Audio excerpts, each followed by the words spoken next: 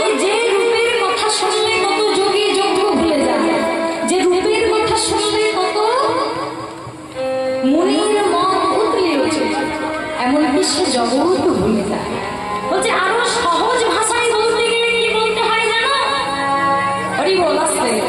বলছে আকাশ যদি লেখার পত্র হয় মানে কাগজ হয়, পর্বত যদি কলম হয়,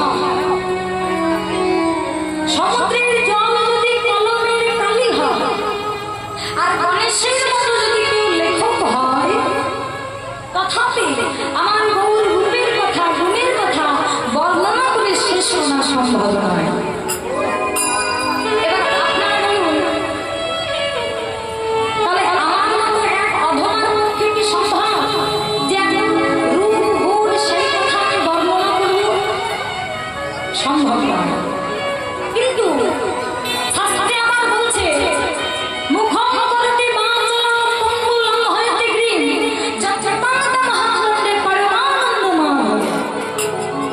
অর্থাৎ আমার প্রভুর যদি কৃপা হয় তবে প্রবাদে কথা বলতে পারি, আমার প্রভুর যদি কৃপা হয় তবে ঘোড়াতে পাহাড় চড়তে পারি, আমার প্রভুর যদি কৃপা হয় তবে জগতের সমস্ত অসম্ভব সম্ভব হয়ে যেতে পারে।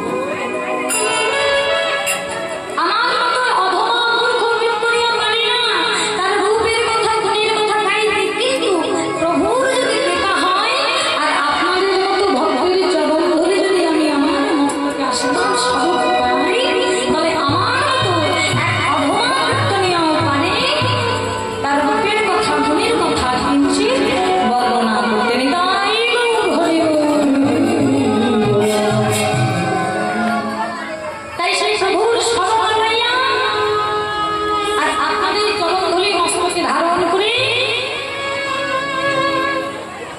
আজ আমি কীর্তন গান আসন করতে বসেছি। যদি লীলার মাঝে আমার কোনো রকম ভুল ত্রুটি হয়ে যায় তাহলে আমাকে সন্তান কিনে আপনারা ক্ষমা করে দেবেন। হরি বল। তা আজ আমার গৌর হরি রূপের ফাঁদ পেতে বসে আছে জগতের জীবের মন হরিকে ধরবে বলে তিনি আজ কাঁদছে। কি বলছে?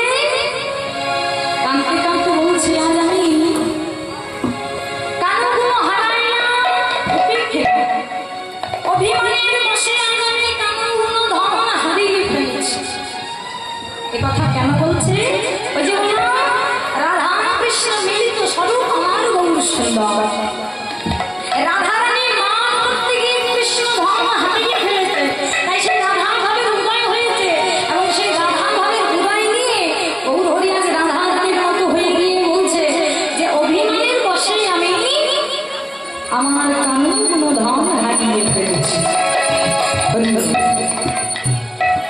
তাই আজ